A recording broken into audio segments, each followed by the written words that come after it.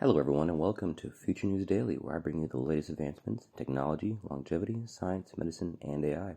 Today is Thursday, November 24th, 2022. Don't forget to like, subscribe, and hit the notification bells. And with that being said, let's get started. So, first up today, a wheelchair that can be controlled with your mind. Scientists create a helmet that converts brainwaves into wheel movements. So a mind-controlled wheelchair that translates brain signals into wheel movements brings hope to more than 5.4 million Americans with motor disabilities. The technology, created by researchers at the University of Texas at Austin, includes a skull cap with 31 electrodes designed to detect signals in the brain region regulating movement, and a laptop fixed on the wheelchair so the AI could translate the signals into wheel movements. And all patients have to do is imagine they are moving their hands and feet. To move right, the users imagined moving both arms, and to move left, they imagined moving both legs.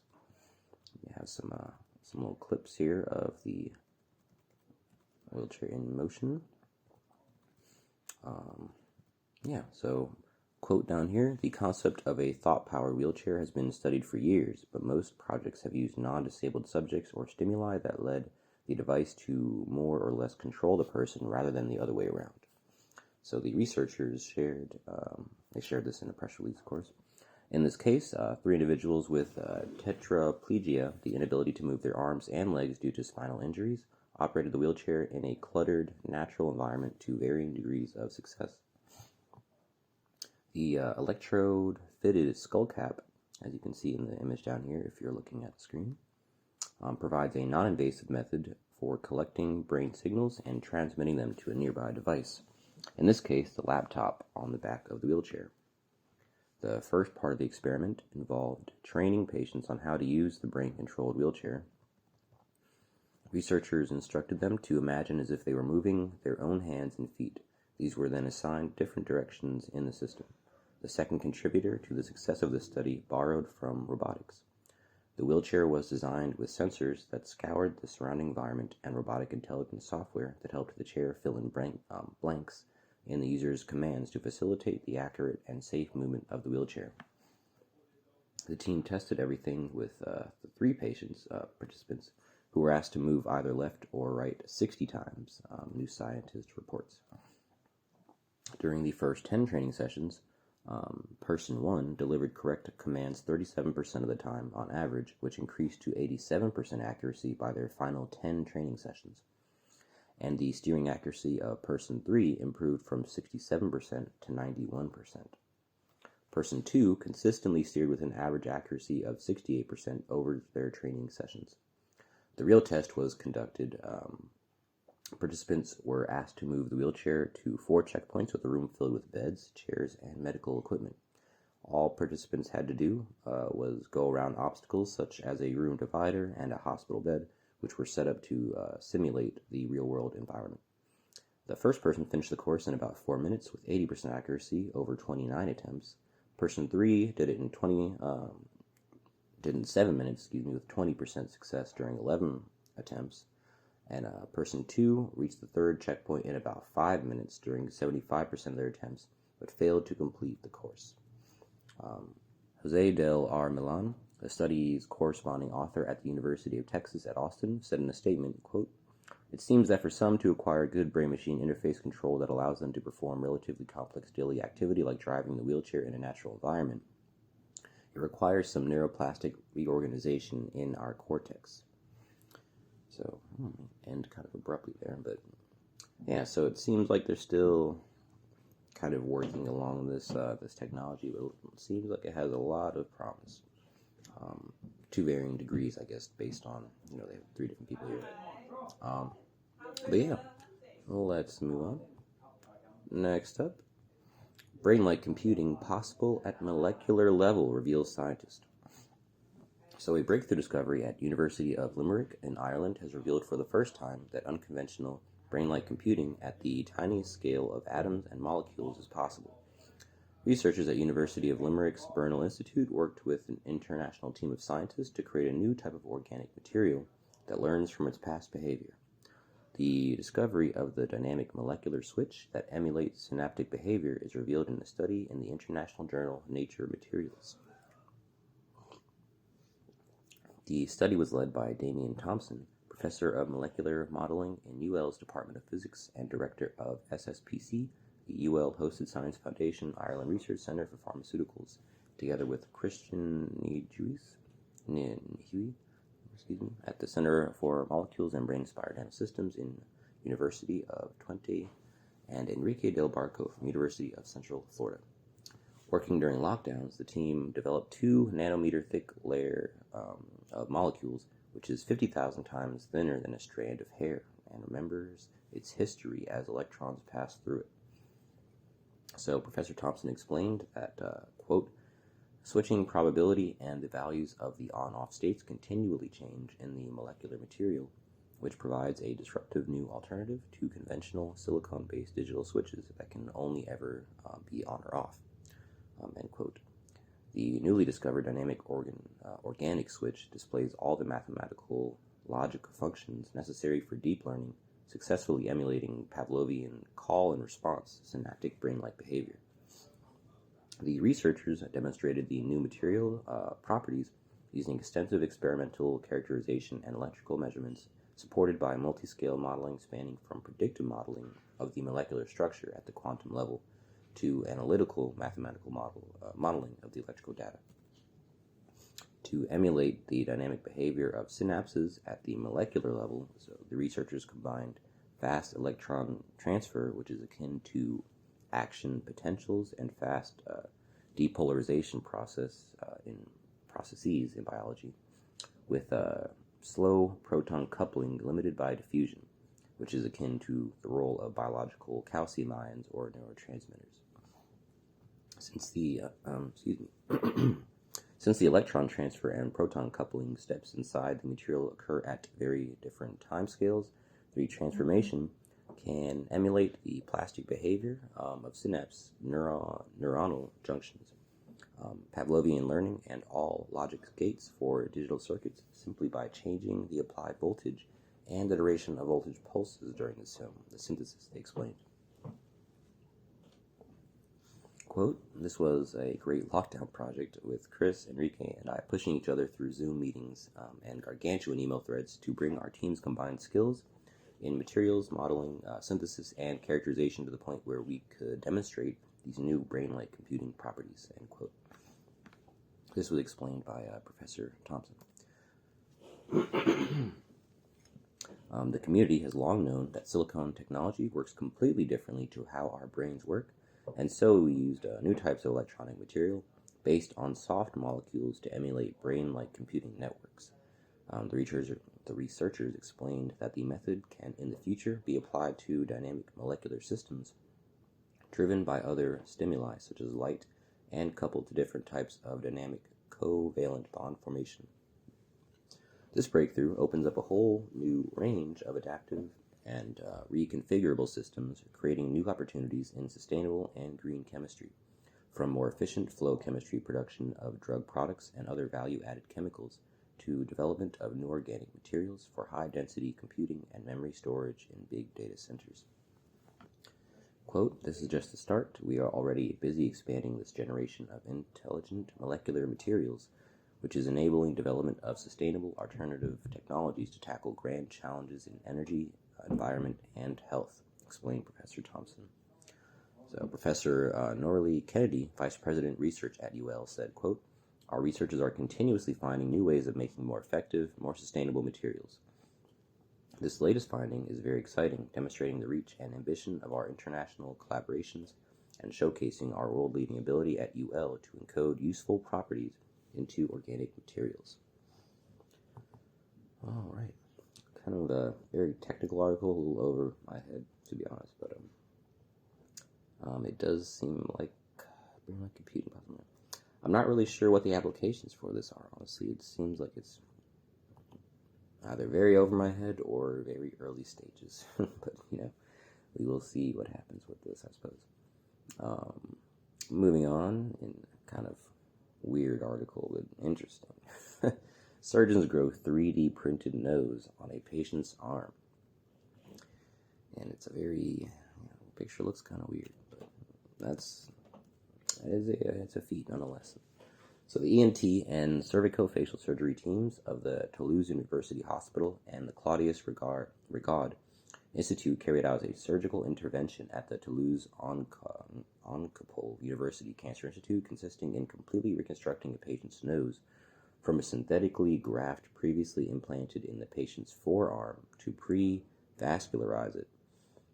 The patient had been treated for nasal cavity cancer in 2013 by radiotherapy and chemotherapy.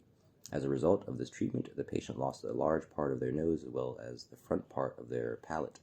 For more than 4 years, the patient lived without a nose, facing failures in nasal reconstruction by skin flap grafting and difficulty coping with wearing a facial prosthesis. The patient was thus offered a nasal reconstruction using custom-made biomaterial based on a surgical procedure carried out in 2 stages by Professor Angers Dupré-Boris and Dr. Benjamin Varel. This type of reconstruction had never before been performed on such a fragile and poorly vascularized area, and was made possible thanks to the collaboration of the medical teams with the company Surham, a Belgian manufacturer of medical devices specializing in bone reconstruction. This new technique also makes it possible to overcome certain limitations presented by other technologies. The biomaterial used to reconstruct the patient's nose was 3D printed after several discussions between Surham engineers and the surgical team based on the basis of 3D views taken before the implementation of the anti-cancer treatment. The biomaterial was initially placed in a nurse implanted in the patient's forearm. I don't know what that means.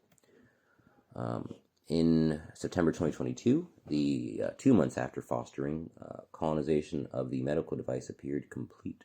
The device was thus able to be transplanted in the nasal region and successfully revascularized using microsurgery by anastomosis, which is creation of a connection between blood vessels. So they were able to use microsurgery by anastomosis of the vessels of the skin of the arm on the vessels of the temple of the patient. And after 10 days of hospitalization and 3 weeks of antibiotics, the patient is doing very well. Wow, just looking at this, the things that we can do.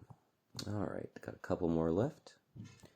So the last 2 are actually hydrogen-based. I know there's kind of a lot of talk about hydrogen fuel cells and green hydrogen, how big that's going to be towards the green revolution.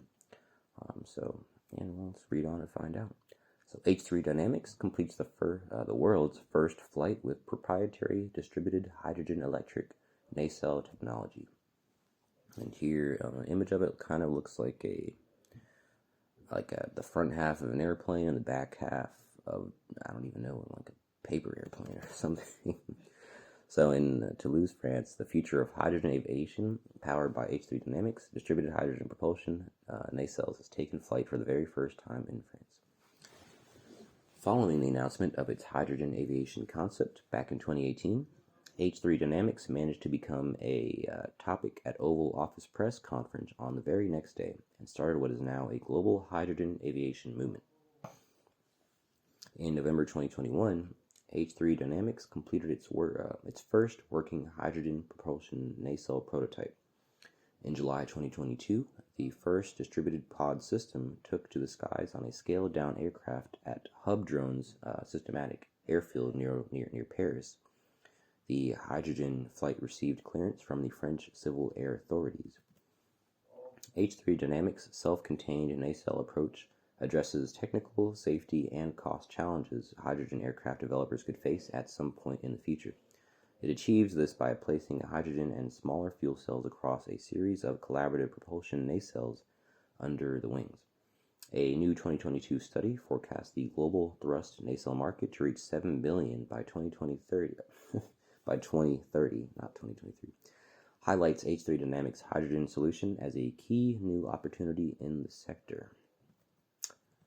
Other higher visibility hydrogen aircraft proponents will fly larger size aircraft much sooner, but they will do so by converting existing aircraft using fuel cells sourced from the automotive world and storing large amounts of gas or liquid hydrogen inside of the main fuselage. So I guess there's going to be multiple different ways of using hydrogen. Quote, not only is safety our first priority, but we don't want hydrogen competing for revenue generating air freight, and passenger space. So said Taras Wankus, founder and CEO of H3 Dynamics. Distributing small systems solves technical headaches such as thermal management and increases safety through multiple redundancy. H3 Dynamics' 25 kilogram test aircraft is already a breakthrough, with an electric flight range of up to 900 kilometers on liquid hydrogen or 350 kilometers with pressurized hydrogen. Its externalized nacelle design also frees up 30 liters of fuselage volume with no hydrogen nor any powertrain elements inside H3 inside, and full stop.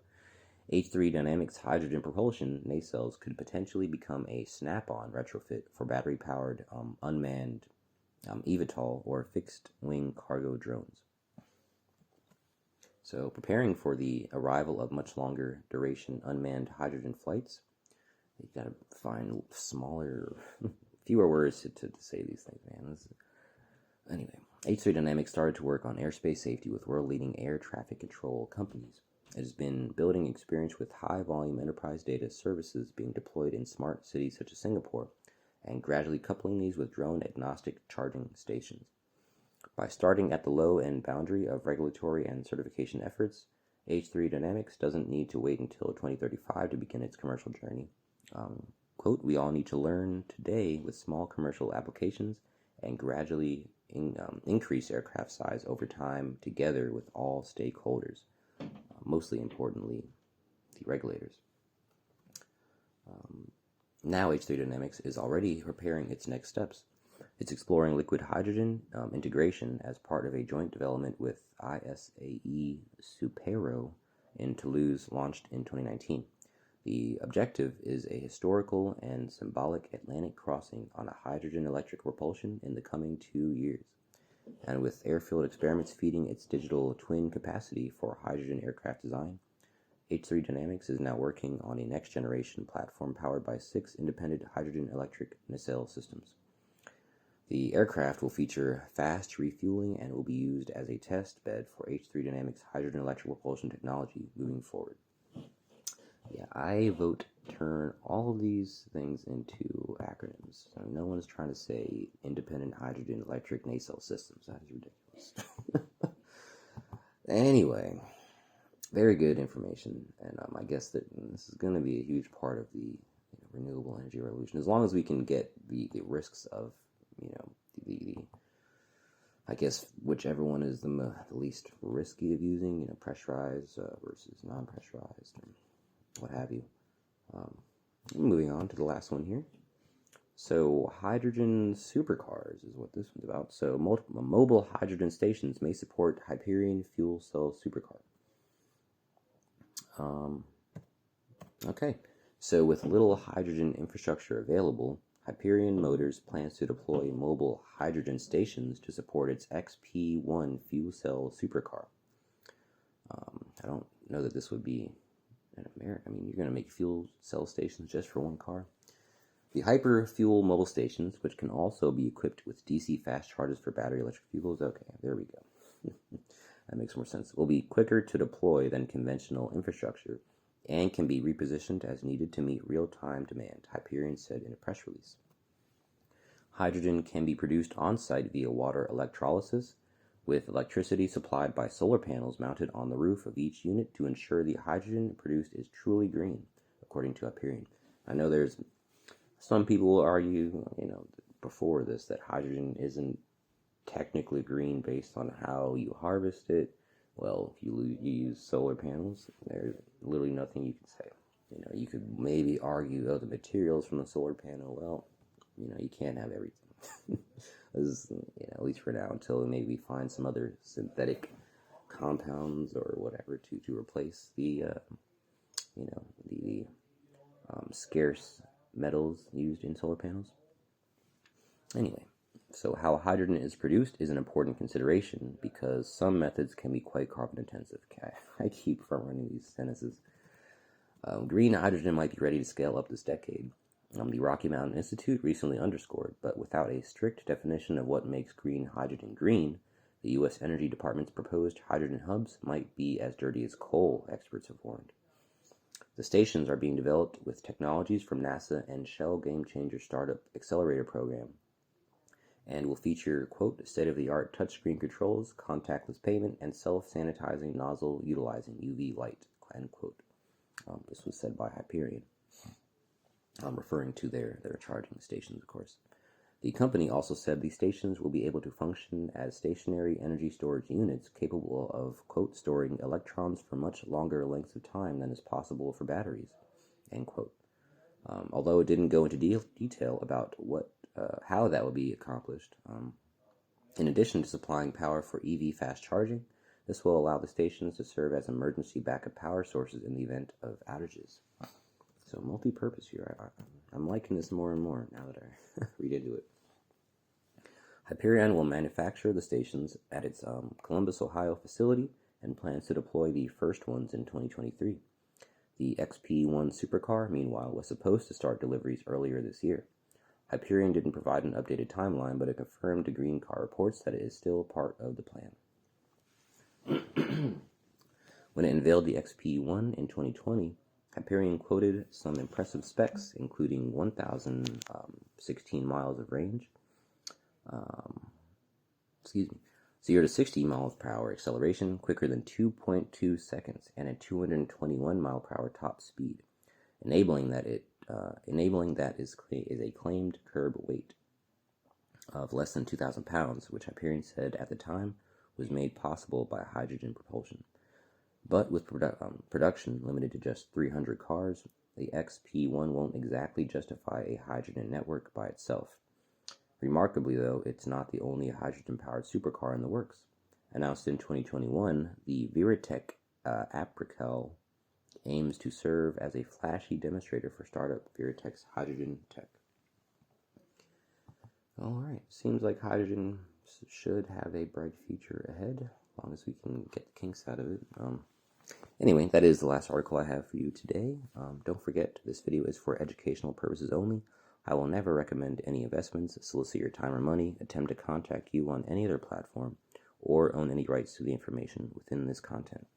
With that being said, thanks for tuning in, and I will see you in the next one.